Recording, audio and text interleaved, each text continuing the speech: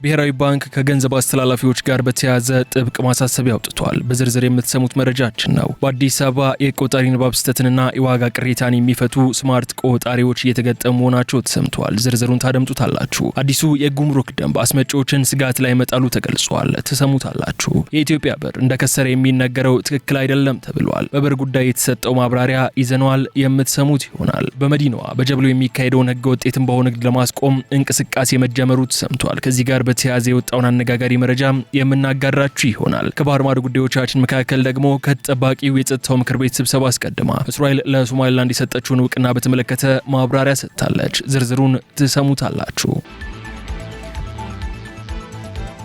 ጤና ይስጥልኝ የገበያ ሚዲያ ተከታታዮቻችን የታህሳስ 20 ቀን 2018 ዓ.ም ዕለታዊውን የምዕራፍ 2 የምሽት የዜና ዝግቦቻችንን ይዘንላችሁ ቀርበናል። የተመረጡ ምጣኔ ሀብታዊ፣ ማህበራዊና ሌሎች አዳዲስ መረጃዎችን በዜና ዝግባችን ላይ ያካተናል። አብራችሁ እንድትቆዩ እንጋብዛለን። አሁን ወደ ዝርዝር መረጃዎች እንለፍ።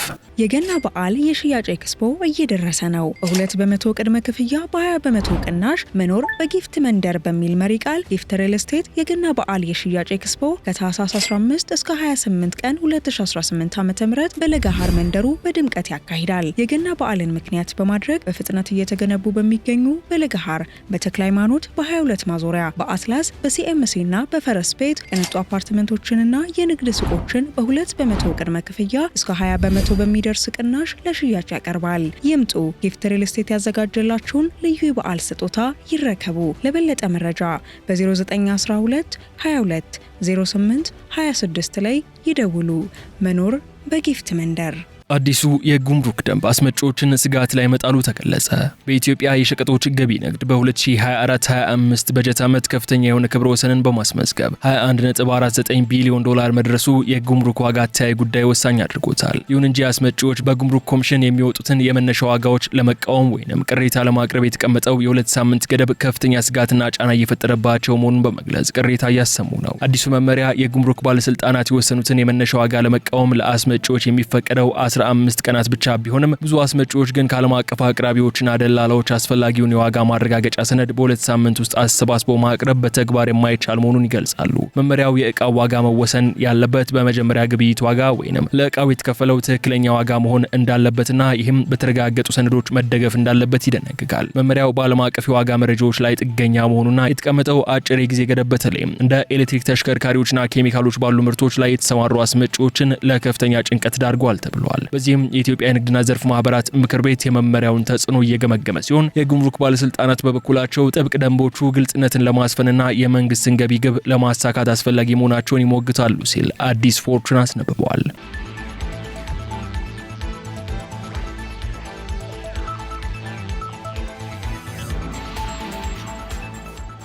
በአዲስ አበባ 32 የፖሊስና የእሳት አደጋ መከላከያ ተቋማት ተመረቁ።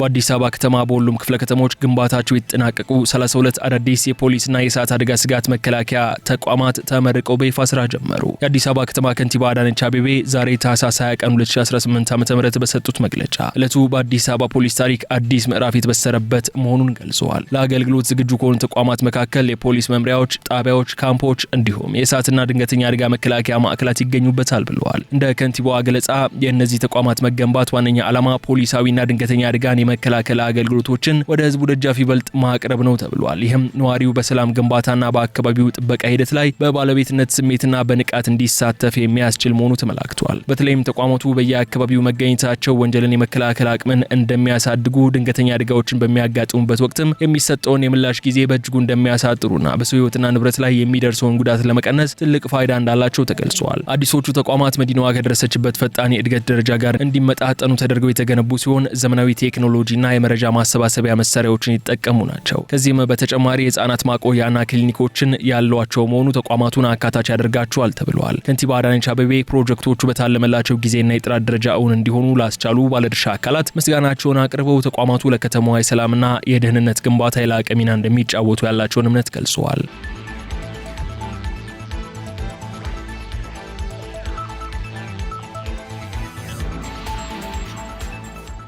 በመዲናዋ በጀብሎ የሚካሄደውን ህገወጥ የትንባሆ ንግድ ለማስቆም እንቅስቃሴ ተጀመረ። የአዲስ አበባ ምግብና መድኃኒት ቁጥጥር ባለስልጣን በመዲናዋ በተለምዶ ጀብሎ ተብሎ የሚጠራውንና በጎዳናዎች ላይ የሚከናወነውን ህገወጥ የትንባሆ ዝውውር ለመግታት ከጸጥታ አካላት ጋር በመቀናጀት ስራ መጀመሩን አስታውቀዋል። ባለስልጣኑ ባለፈው አንድ ዓመት ውስጥ ከ30 ሺህ በላይ ተቋማት ላይ የቁጥጥር ስራ ማከናወኑን ገልጾ አሁን ላይ ልዩ ትኩረቱን የትንባሆና አደንዛዥ እጽ ዝውውርን መግታት ላይ ማድረጉ ጠቁመዋል። የባለስልጣኑ የምግብና ጤና ነክ ተቋማት ቁጥጥር ዳይሬክተር አቶ እስጢፋኖስ ጌታቸው እንደገለጹት የትንባሆ ምርት በነጠላ እንዳይሸጥ የሚከለክለውን ህግ በመጣስና የጤና ማስጠንቀቂያ ጽሑፍ ሳይኖራቸው በህገ ወጥ መንገድ እየተዘዋወሩ የሚሸጡ ግለሰቦች ላይ ጥብቅ ቁጥጥር እየተደረገ ነው ብለዋል። ዳይሬክተሩ አክለውም በመደበኛ የችርቻሮ ሱቆች ላይ የሚደረገው ቁጥጥር ውጤታማ ቢሆንም በጎዳናዎች ላይ እየተዘዋወሩ የሚነግዱ ጀብሎ ነጋዴዎች የቁጥጥር ስርዓቱን እየተፈታተኑ መሆኑን ገልጸዋል። ይህንን ክፍተት ለመድፈንና ህገ ወጥ እንቅስቃሴውን ሙሉ በሙሉ ለማስቆም ከጸጥታ ኃይሎች ጋር በጋራ እየተሰራ መሆኑን አስረድተዋል። በሌላ በኩል የትንባሆ ምርት ለጤና ያለውን ጉዳት በመረዳት ምርቱን መሸጥ ያቆሙ በርካታ የችርቻሮ ሱቆች መኖራቸው የተገለጸ ሲሆን በተጨማሪም አገልግሎት ሰጪ ተቋማት በግቢዎቻቸው ማጨስን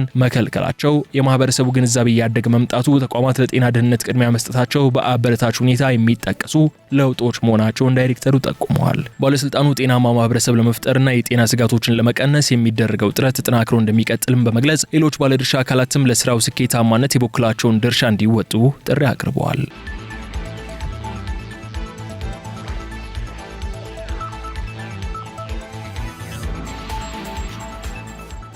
የኢትዮጵያ ብር እንደከሰረ የሚነገረው ትክክል አለመሆኑን ብሔራዊ ባንክ አስታወቀ። የኢትዮጵያ ብሔራዊ ባንክ በቅርቡ ተግባራዊ የተደረገው የማክሮ ኢኮኖሚ ማሻሻያን ተከትሎ የኢትዮጵያ ብር ከስሯል ተብሎ የሚሰራጨው መረጃ የተሳሳተ ግንዛቤ መሆኑን ገልጸዋል። የብሔራዊ ባንክ ገዥ ዶክተር ኢዮብ ተካልኝ ከብሔራዊ ቴሌቪዥን ጣቢያ ጋር ባደረጉት ቆይታ ብሉምበርግን የመሰሉ ዓለም አቀፍ የዜና ተቋማትን በመጥቀስ የኢትዮጵያን ብር ከዓለም ደካማ መገበያያ ገንዘቦች ተርታ መድበው ማቅረባቸው የተሳሳተ አረዳድ ነው ሲሉ አጣጥለውታል። እንደ ኃላፊው ገለጻ አዲሱ የፖሊሲ ለውጥ ዓላማው ብር ከ30 ዓመታት በላይ ተይዞበት ከነበረው ሰው ሰራሽ ተመን ወጥቶ በገበያ ፍላጎትና አቅርቦት ላይ የተመሰረተ ትክክለኛ ዋጋውን እንዲያገኝ ማድረግ ነው ብለዋል። ቀደም ሲል በባንክና በጥቁር ገበያ መካከል የነበረው ከፍተኛ የምንዛሬ ልዩነት ብር ካለው እውነተኛ አቅም በላይ ተገምቶ እንዲቆይ ማድረጉን ጠቁመዋል። የማክሮ ኢኮኖሚ ማሻሻያው ተግባራዊ መሆን ከጀመረ ወዲህ ግን በህጋዊና በጥቁር ገበያ መካከል የነበረው የምንዛሬ ልዩነት በከፍተኛ ሁኔታ መጥበቡ፣ የሀገሪቱ የውጭ ምንዛሬ ክምችት መጨመር ማሳየቱ፣ ለውጭ ንግድና ለውጭ ቀጥታ ኢንቨስትመንት ምቹ ሁኔታ መፈጠሩ እንዲሁም በዓለም አቀፍ ገበያ ተወዳዳሪ መሆን የሚችሉ የሀገር ውስጥ ኩባንያዎች እንዲፈጠሩ መሰረት መጣሉን ገልጸዋል።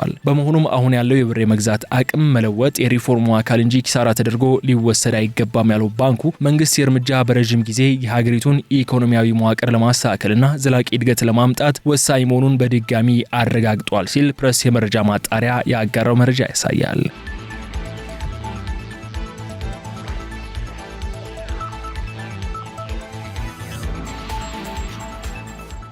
በአዲስ አበባ የዋጋ ቅሬታን የሚፈቱ ስማርት ቆጣሪዎች እየተገጠሙ ነው ተባለ። የኢትዮጵያ ኤሌክትሪክ አገልግሎት በደንበኞች ዘንድ ለረጅም ጊዜ ሲነሳ የቆየውን የቆጣሪ ንባብ ስህተትና የዋጋ ግሽበትን ቅሬታ በዘላቂነት ለመፍታት የሚያስችሉ ዘመናዊ ስማርት ቆጣሪዎችን በከተማዋ ተግባራዊ እያደረገ መሆኑን አስታውቀዋል። እንደ ተቋሙ መረጃ ከሆነ እስካሁን ድረስ በአዲስ አበባ ከተማ የተለያዩ አካባቢዎች 10,000 ስማርት ቆጣሪዎች ተከላ ተጠናቀው ወደ ስራ ገብቷል የተባለ ሲሆን በቀጣይም አገልግሎት መስጠት ለማይችሉና በተደጋጋሚ የኃይል ስርቆት ለሚፈጸምባቸው አካባቢዎች ቅድሚያ በመስጠት ተጨማሪ 15,000 ቆጣሪዎችን ለመግጠም መታቀዱ ገልጿል። በኢትዮጵያ ኤሌክትሪክ አገልግሎት የፕሮጀክት ፖርትፎሊዮ ማኔጅመንት የዲስትሪቢዩሽንና አውቶሜሽን ፕሮግራም ዳይሬክተር አቶ ተስፋዬ ሂርፖ እንደገለጹት ከሆነም አዲሱ ቴክኖሎጂ ቆጣሪዎቹ መረጃን በቀጥታ ለተቋሙ ስለሚልኩ ቆጣሪ አንባቢዎች ቤት ለቤት መዞር ያስቀራል የተባለ ሲሆን ይህም በግምት የሚሞሉ የዋጋ ጭማሪዎችን ያስቀራል ተብሏል። ደንበኞች በቤታቸው በሚገጠም የዲጂታል መተግበሪያ አማካኝነት የተጠቀሙበትን የኃይል መጠን በራሳቸው መከታተልና ማቀድ የሚያስችልም ሲሆን ተጠቃሚዎች ኃይል ብክነትን ለመቀነስ የሚረዳቸው የቅድመ ክፍያ ሲስተም መጠቀም እንደሚችሉም ተነግሯል። በተጨማሪም ደንበኞች ወደ አገልግሎት መስጫ ማዕከላት በአካል መሄድ ሳይጠበቅባቸው በተመረጡ ባንኮችና በዲጂታል የክፍያ አማራጮች ግብይት መፈጸም የሚያስችላቸው እድል እንደሚሰጥም ተገልጿል። ተቋሙ ይህንን ቴክኖሎጂ ተግባራዊ ማድረጉ የኃይል ብክነትን ከመቀነሱም ባለፈ በደንበኞችና በአገልግሎት ሰጪው መካከል ያለውን አለመተማመን ይቀርፋል ተብሎ የሚጠበቅ ሲሆን በተለይም መረጃዎች በዲጂታል መንገድ የሚመዘገቡ በመሆናቸው ለግልጽነት እድልን ይፈጥራል ተብሏል።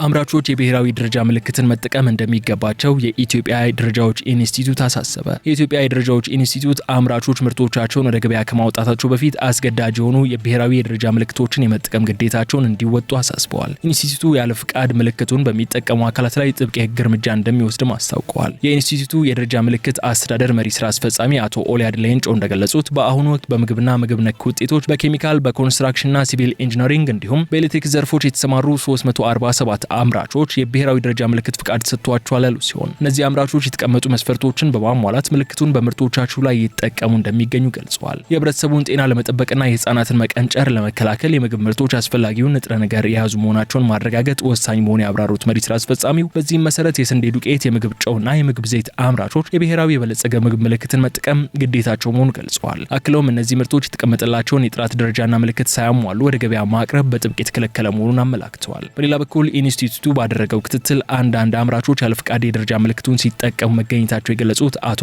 ኦሊያድ ድርጊቱ ፍጹም ተቀባይነት የሌለውና በህግ የሚያስጠይቅ መሆኑን በማስገንዘብ በአዲሱ አዋጅ ቁጥር 1343/2016 መሰረት ያለ ፍቃድ ምልክቱን መጠቀም በወንጀል የሚያስጠይቅ ተግባር ነው ብለዋል። በዚህም መሰረት ጥፋተኛውን የተገኘ አካል ከ1 ዓመት እስከ 5 ዓመት በሚደርስ ጽኑ እስራትና እስከ 500,000 ብር በሚደርስ የገንዘብ ቅጣት እንደሚጣልበት ተዘግቧል።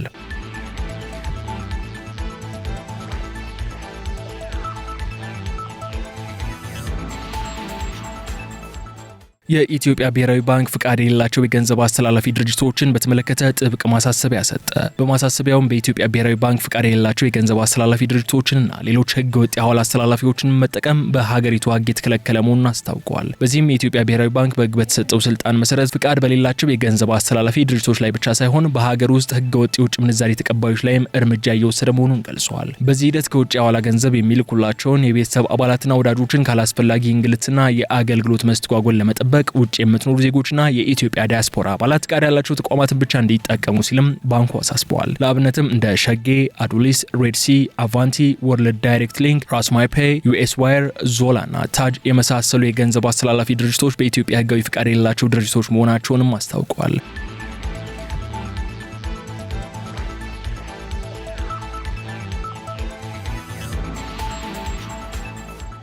በመጨረሻም እስራኤል ለሶማሊላንድ የሰጠችውን እውቅና በተመለከተ ማብራሪያ ሰጠች። የእስራኤል መንግስት ሶማሊላንድን እንደ ገለልተኛ ሀገር እውቅና ለመስጠት የወሰነውን ውሳኔ ተከትሎ በተባበሩት መንግስታት ድርጅት የጸጥታው ምክር ቤት ዛሬ ሰኞ አስቸኳይ ስብሰባ ይካሄዳል። ከስብሰባው አስቀድሞ በኤክስ ገጻቸው ላይ መልእክት ያሰፈሩት በጸጥታው ምክር ቤት የእስራኤል ቋሚ መልእክተኛ አምባሳደር ዳኒ ዳኖን ሀገራቸው ከፖለቲካዊ ውይይቶች እንደማታፈገፍግና ውሳኔው ቀጠናዊ ትብብርን ለማጠናከር ያለመ መሆኑን ገልጸዋል። አምባሳደር ዳኖን በመልእክታቸው እስራኤል ለሶማሊላንድ እውቅና የሰጠችው በቀጠናው መረጋጋት እንዲሰፍን ከሚፈልጉ ሀገሮች ጋር ለመስራትና ኃላፊነት ስሜት እንደሆነ ገልጸዋል። አክሎም ውሳኔ ከዚህ ቀደም ከተፈረሙት የሰላም ስምምነቶች መንፈስ ጋር የተጣጣመ መሆኑን ጠቁመው በግብርና በኢኮኖሚ እድገትና በማህበራዊ ዘርፎች ላይ ከሶማሊላንድ ጋር በጋራ እንደሚሰሩ አረጋግጠዋል። በተጨማሪም እስራኤልና ሶማሊላንድ የራሳቸው አምባሳደሮች እንደሚሾሙና ኤምባሲዎቻቸውንም እንደሚከፍቱ አምባሳደሩ በይፋ አስታውቀዋል። በሌላ በኩል ዛሬ ይካሄዳል ተብሎ የሚጠበቀው የተመድ የጸጥታው ምክር ቤት ስብሰባ የተጠራው በሶማሊያ መንግስት ጥያቄ ሲሆን ሶማሊያ የእስራኤልን እርምጃ ሉዓላዊነትን የጣሰና ዓለም አቀፍ ህግን የናቀ ነው ስትል ወቅሳለች። በተጨማሪም የአረብ ሊግ፣ የአፍሪካ ህብረትና የኢስላሚክ ትብብር ድርጅት ውሳኔውን በመቃወም መግለጫ ያወጡ ሲሆን በተለይም ግብጽ፣ ሳውዲ አረቢያ፣ ኳታርና ቱርክን ጨምሮ 21 ሀገራት ባወጡት የጋራ መግለጫ እስራኤል ለሶማሊላንድ የሰጠችው እውቅና በአፍሪካ ቀንድና በቀይ ባህር አካባቢ ያለውን ሰላም አደጋ ላይ ሊጥል እንደሚችል አስጠንቅቀዋል።